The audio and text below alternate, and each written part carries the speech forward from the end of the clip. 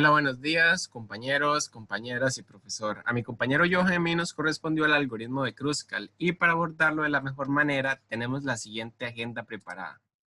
Como pueden ver, primero veremos su definición de una manera resumida. No hace falta abordar en detalles muy técnicos o innecesarios. Seguidamente tendremos un ejemplo visual. Luego Johan nos explicará cómo implementar este algoritmo en el lenguaje de programación que hemos venido utilizando en el curso. Y por último tenemos la conclusión y el espacio para preguntas o sugerencias. Ahora, continuando con la presentación, tenemos la definición. Bueno, en esta, como pueden observar, no se muestran detalles como en dónde se creó, fecha en la que se creó o detalles similares, ya que consideramos que para entenderlo no hace falta conocer esos detalles.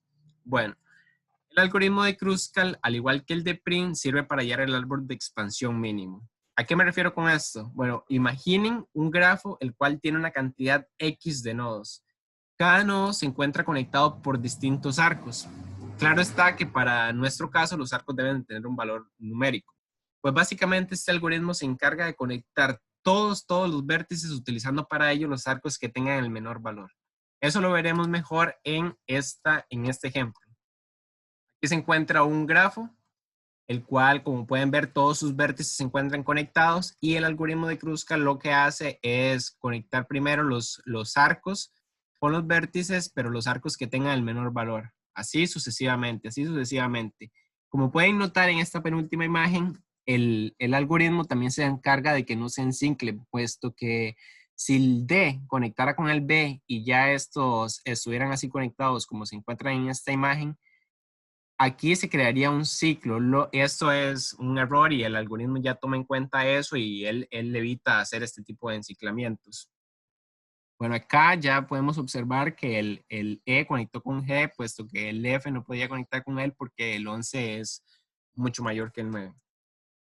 Ahora continuaremos con la explicación de este algoritmo en Java. Como pueden observar, acá tenemos la clase algoritmo Kruskal y también la clase arco, la cual utilizaremos para explicar un poco mejor este ejemplo. Primero tenemos aquí un arreglo, el cual tiene un límite de 100 nodos. Esto claramente puede cambiar si le agregan más o si lo convierte en un array list. Luego que tenemos esta variable find, este método find, que lo que él se encarga es que, bueno, recibe un nodo y él lo busca el padre de ese nodo. Pero acá, como pueden ver, hay dos tipos de returns. ¿Por qué hay dos tipos de returns? Porque en el primero de los casos es cuando estamos buscando el padre de cero. Bueno, digamos que el padre del nodo cero es cero, evidentemente.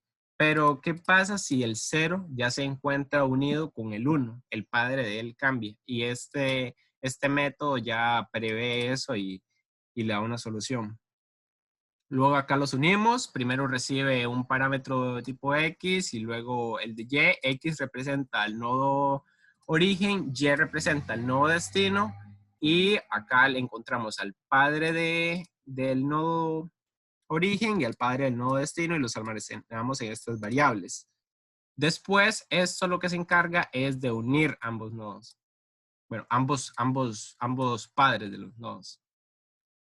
Luego acá inicializamos el, el, la clase.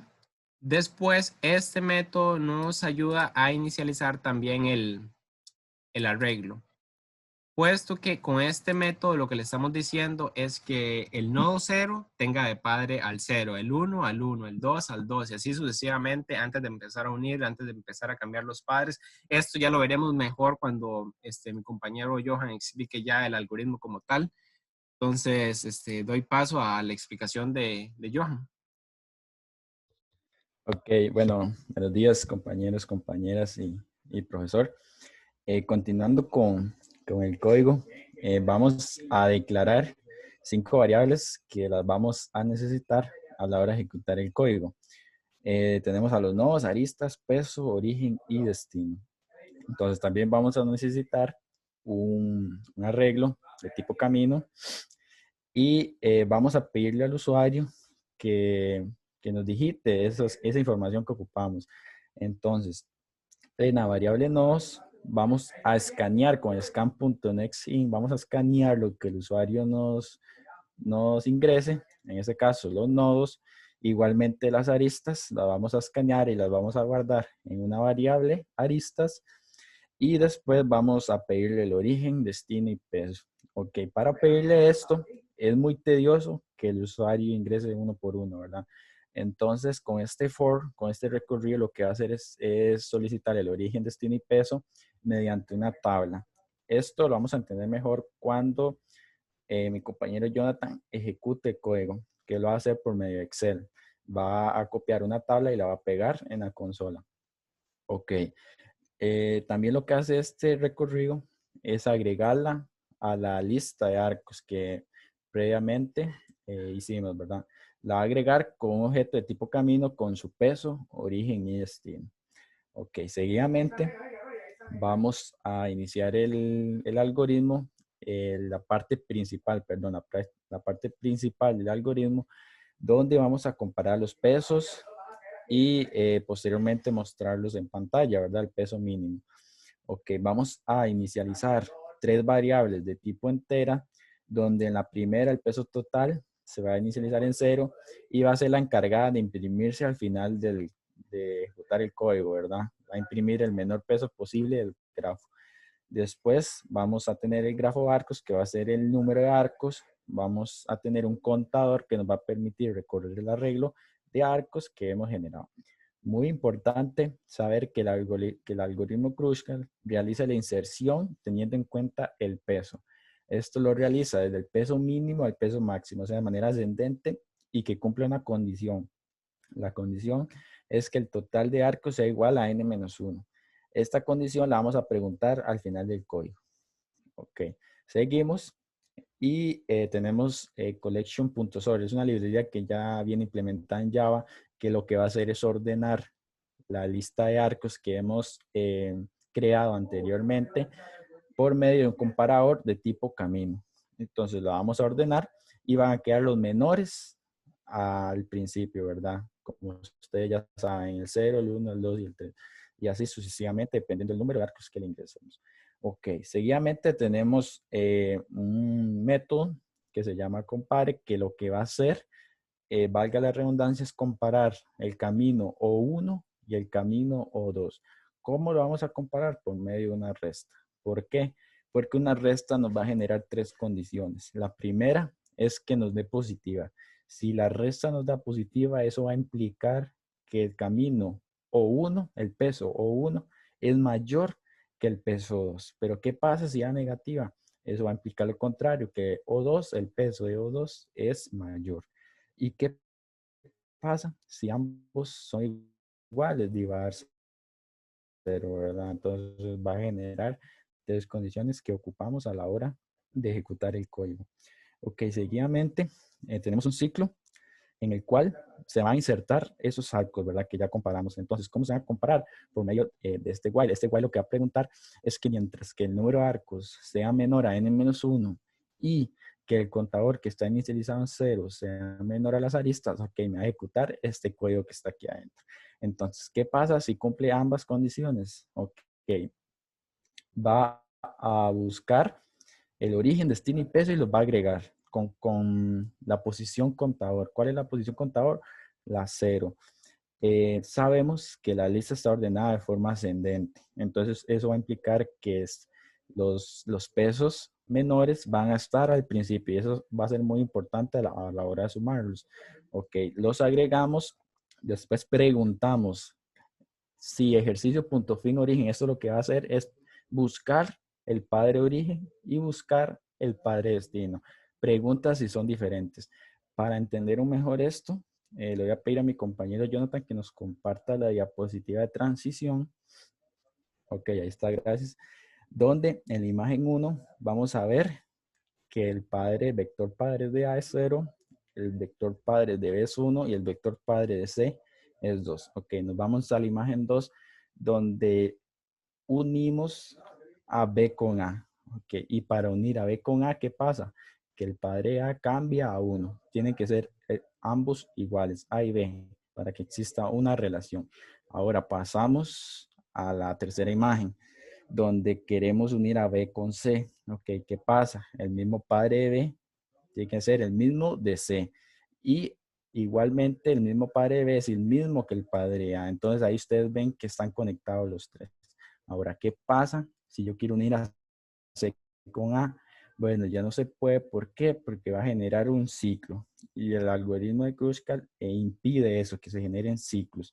Entonces, volvemos un toque al código. Ok.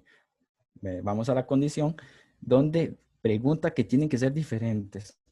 Porque ¿qué pasa si son iguales? Va a generar un ciclo, como les expliqué ahorita. Entonces tienen que ser ambos diferentes. ¿Y qué pasa si son diferentes? Bueno, me los va a unir. Ejercicio.unit, origen, destino. Lo que va a hacer es unírmelos. Y lo que va a hacer también es el peso total.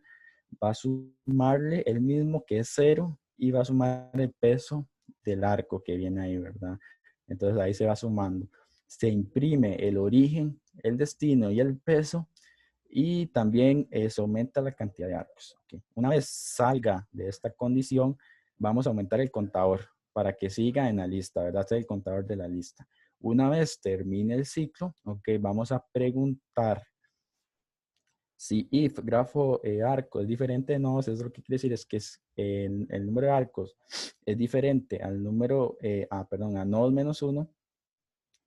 Si esto es diferente, eso va a implicar que el grafo no es válido. Como les mencioné al principio, que tiene que cumplirse esa condición. O sea, que ambos, el número de arcos y n-1 tienen que ser iguales. Entonces, si son iguales, ok, no se cumple. Ok, bien, brinca y imprimimos lo más importante, que es el peso total, el peso mínimo que tiene el grafo que hemos ingresado, ¿verdad? Entonces aquí termina el código, ¿verdad? Entonces vamos a explicar un toquecito el ejemplo que vamos a correr. Entonces vamos a la presentación, ¿ok? Aquí tenemos la tablita que les mencioné al principio para ingresar en la consola, donde vamos a ejecutar, vamos a ingresar, perdón, 7 nodos y 10 aristas con sus respectivos orígenes. Ahí están, destinos y costos, que es lo más importante. Aquí tenemos el grafo ya de manera gráfica, donde tenemos los 7 nodos y tenemos sus respectivos pesos. Ok, vamos a analizarlo rápidamente para ver qué nos tiene que dar el código. Entonces, buscamos, como nos explicó Jonathan, el arco de menor peso. Ok, tenemos dos unos, los agregamos, los sumamos. Tenemos el 1 con el 3 y el 5 con el 6. Ok, llevamos 2. Tenemos el número 2, que está entre el 5 y el 7. Lo agarramos también. Llevamos 4. Tenemos el 3, que está entre el 1 y el 2. Lo agarramos. Llevamos 7. Ok, ¿qué pasa con el 4? Vean que ya agregamos la arista 2 y la arista 1. ¿Qué pasa si agregamos el 4? Va a generar un ciclo. Y eso no se puede, ¿verdad? Entonces el 4 descartado. Seguimos con el 5, que está entre el 2 y el 5, que lo sumamos, llevamos 12. Falta solo por unir el 4, que está solito. Y ahí está el 6, el menor es el 6. 12 más 6, 18. ¿Qué pasa con nosotros? No hace falta porque ya abarcamos todos los vértices. Entonces ahora Jonathan va a ejecutar el código para ver si efectivamente nos da 18. Que lo corremos, ingresamos 7, 10 y ahí yo les mencioné que va la tablita, ¿verdad? Que es más fácil ingresar una tabla. Entonces ahí Jonathan va a agregar la tabla. ¿Ves? Ahí está la tabla. Y ustedes pueden ver en la última línea donde se imprime el peso total y sus respectivos arco, destino, perdón, origen, destino y peso. Ves que ahí está, si ustedes suman 1 más 1, 2, 4, 18. Y ahí está el destino y el origen. Entonces ahí para que quede mejor explicado, ahí está. Ahora mi compañero Jonathan les va a dar una pequeña conclusión. Gracias, Johan, ahí por la explicación. Entonces, como conclusión, este algoritmo podemos saber cuáles son las rutas más óptimas mediante las cuales podemos conectar todos los puntos de una red.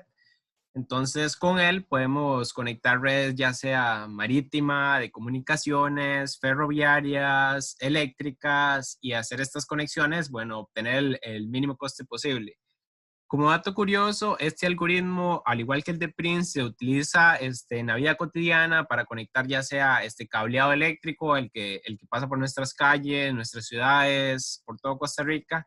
Entonces es un algoritmo bastante útil, al igual que el de Prince. Y como dato curioso también, el 18 que obtuvimos ahí luego de correr el código, se puede verificar utilizando el algoritmo de Prince, ya que si utilizamos los mismos orígenes, destinos y con ese peso en esos arcos, en ese mismo algoritmo se va a obtener el mismo resultado.